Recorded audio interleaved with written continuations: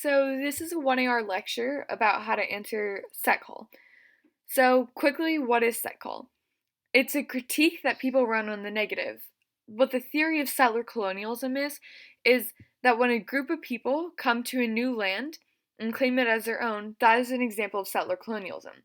Settler colonialism is when they end up exploiting the land and eliminating the natives. The goal of settler colonialism is to increase the value of the land and decrease the indigenous people there in order to gain more access to land. So, what's the difference between Set-Col and colonialism? By the way, Set-Col is just settler colonialism as an abbreviation. But the difference is that settler colonialism lasts indefinitely. So take the U.S. When the British came over, they didn't just stay in the U.S. Live on the land for a few years and then leave once they had gotten all the resources they wanted. Instead, they stayed in the US and continued to stay there and set up governments and claimed the land as their own, even though it really belonged to the indigenous people. So it lasts indefinitely in the sense that settlers don't just leave after they kind of come on the land for a few years. They stay there and they claim it as their own. Then colonialism ends. So we'll go into Africa and we'll plunder their resources and then we get out of there. And we don't say that the land that belongs to the Africans is our own. So land is really the key aspect of settler colonialism, where they want to try and settle places and find a home. So what the critique says, basically, is the app uses the state. The state is the state is making laws on stolen land. It does not have the right to make laws on this land. That results in violence against indigenous populations, and the state is always violent towards indigenous populations, so we should work with outside of the state. So the last thing I'm going to say before I address the 1AR answers is what metaphysics is, because this will come up a few times. Metaphysics is a question of the structure of society. So it says that society works in X way. And so just like how we talked about ontology claims inside of the debate that I had with Jake and Vishon, when we were doing a policy demo debate for you guys, and there was the ontological position of blackness, where blackness is situated in such a way that it can't change. Metaphysics is a question of the structure of society. So you remember how we were talking about how settler colonialism lasts indefinitely and that it structures society in a certain way? That's the metaphysical claim of settler colonialism, that society becomes structured by the way that settlers come onto the land. If you have more questions about metaphysics, make sure to pause and re-listen to what I said from before, or message someone, because it's going to be important for the rest of the lecture, and understanding Set-Col. So the 1AR. First, starting with extinction outweighs. I wanted to include a few parts of the card and take you through them so you know how to utilize why each of the highlighting is important. So, mass extinction is not simply death, it is a different phenomena that demands its own ethical categories. So a lot of K's are going to be indigenous people have been suffering forever. Physical death is non-unique. It's not actually a thing in regards to indigenous people because they might as well be dead because they've been suffering for so long. Your argument isn't about physical death with extinction. Instead, it's about a metaphysical kind of death where the structure of society is fundamentally changed. So your argument is that even if the physical death of bodies isn't necessarily a bad thing, your argument is that extinction is so mind-blowing or groundbreaking, basically, that it demands its own way of looking at things outside of just physical death, because it's not solely related to physical death. And then it goes on to explain why it's not solely related to physical death. It erases any sort of possibility in any history. So we can't learn from history because everybody's dead, and we can't create a new sort of history because everybody is dead. So, if we ever want to change the sort of metaphysical conditions of life, or change the structures that we've set up as a result of settler colonialism, that would be impossible in a world where there's extinction. So then what this says is that confronting mass extinction requires looking at the different ways that extinction can end up happening. So right now, for example, people don't think global warming is a threat, and we need to change public consciousness to make it so that we're worried about this kind of stuff. And then what this says is it's we'll concede that sometimes indigenous people and that indigenous people don't have full autonomy.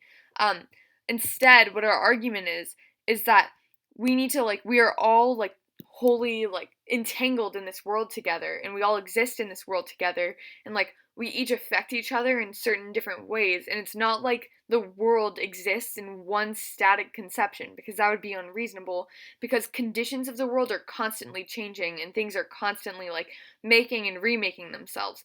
So even if you think that things can't get better for indigenous people in the status quo, things are constantly changing inside of the world such that a being could become autonomous, or like indigenous people wouldn't have to be oppressed by the state. So that's also an argument that answers any sort of claim that they're making, because it says that the way that society works is always contingent at any given time. So yeah, that's basically that card. So the second card here is a defense of the law for indigenous people specifically. So I'll take you through this. So it's like, how can we use the law without like harming indigenous people is the central question of this card. And it's like, but as indigenous scholars themselves have shown, which is an answer to any argument, which is like you don't like look at what indigenous scholars want to say. Your card directly cites indigenous scholars. Like this is like basically looking at every indigenous scholar and seeing what they like say. It says that indigenous scholars show that if we don't use the law, that it ends up like getting rid of any sort of political responsibility. We have to change things, and it makes us basically like politically irresponsible, and we condone state violence when we don't take any action because we're like basically allowing the state to do whatever it wants.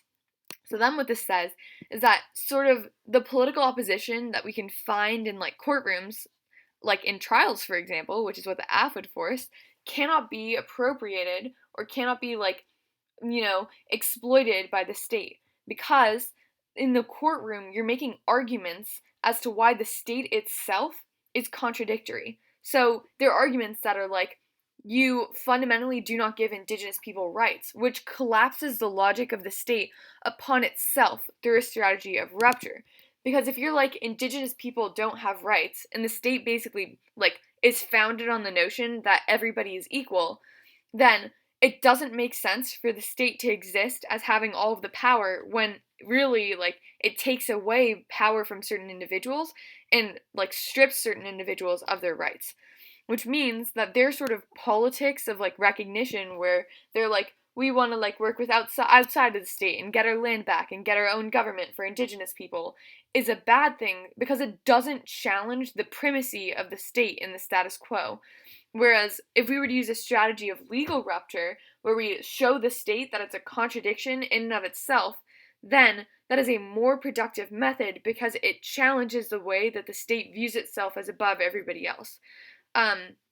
So, contradictions and violence. If you're like, this state is violent to indigenous people, and expose that inside of like a courtroom, that has ripple effects, which will affect the way that people view the state as like a legitimate actor in the first place. Yeah, so we're gonna, like, that's basically what it is. And it says that the law allows people to kind of have a sort of consciousness where they're not just like, people are like become more aware of the way that the state only works to protect certain interests. So if indigenous people use like the law, it allows them to build a sort of like revolutionary feeling where people are like, yeah, the law isn't fair. The law doesn't protect the vulnerable, even though that's what like the law exists to do. Which exposes the state's violence and that like fundamental contradiction that lies at the heart of the state, which collapses it. And that's called a strategy of rupture. And then the last card that I want to take you through is this McCune Strachkos 13 card. What this says is the sort of claim that, things can never change in a settler colonial society is bad because it makes it sound like we're locked into the conditions that we are in the status quo. And this sort of like structural claim that they're making excuses us from political action, because if society can never change and like the structures of society can never change and the structure always remain the same, then like why even bother trying? And people just like end up giving up. They're like, fine, like we don't have to engage in the state, like we don't have to change Trump's action because like nothing can end up changing. The structure is always going to stay the same. So what this says is that settler colonial theory itself cannot give an account which allows for destroying settler colonialism, because if it is a structure of society, then that means that there's no way to change a sort of like structure because it's making a metaphysical claim. And that instead results in a kind of like fatalism where people are like, inevitably we're going to be oppressed. Like, indigenous people just have to accept that, which ends up getting used to like deny indigenous resistance movements, which could otherwise be productive and allow for indigenous people to rise up against the state. Which proves why the alt is net worse than having the AF, because they would destroy a possibility of indigenous resistance, whereas you wouldn't. And then it says that the sort of structuralist narratives can, like, they're like okay to use every now and then, but only insofar as they posit some sort of claim about internal instability. So, settler colonialism makes it seem like colonial structures are like very like stable and rigid, and they like exist for years and years and can like very seldom be changed. But um that makes it impossible for us to create resistance strategies to it because it's portrayed as inevitable. So, your argument here isn't that a sort of structuralist account of society is a bad thing. Rather, your argument is that a structuralist account of society that makes institutions appear as unchangeable is bad. So, this is basically like this part I've highlighted is an answer to any sort of neg argument that's like structuralist claims are like a good thing and like we should try and look at society through structural claims. You're not denying that. You're instead saying that we need to look at only certain structural claims and other ones are unproductive. Um, and so this is the same kind of argument that indigenous people are always viewed as victims, in that we don't have to take accountability for any sort of state actions when we make it seem like the state inevitably exists in a certain way. Um, and so this last argument kind of turns decay because it says that the idea that certain indigenous responses just end up getting like co-opted by the state and like that no matter what we end up doing, our resistance gets co-opted, means that scholars use that as a justification to prioritize certain like indigenous responses over other ones, which is basically the same thing as settler colonialism, which tries to delegitimize indigenous claims to like reality and indigenous claims of resistance. So it just says that the alt and its like way of looking at society and viewing only certain resistance strategies as productive and other resistance strategies like the AF, for example, and using the law as unproductive is the same kind of hierarchical structure that they critique, which, proves the K is a contradiction. I know this is kind of fast, and I know it has a lot of complicated terms in it, so if you're a little confused, feel free to ask me, and I'm sorry we didn't have more time to go over it, but those are the three main arguments, and, obviously make a permutation because you're making reasons why the law is good, and making reasons why there's sort of alternative alone is a bad thing, and we need to have productive movements, which is the AF. You're also making reasons why we should do the AF before we do anything else because, extinction. So, perm, extinction outweighs, law good, alt bad. And you'll win. Good luck.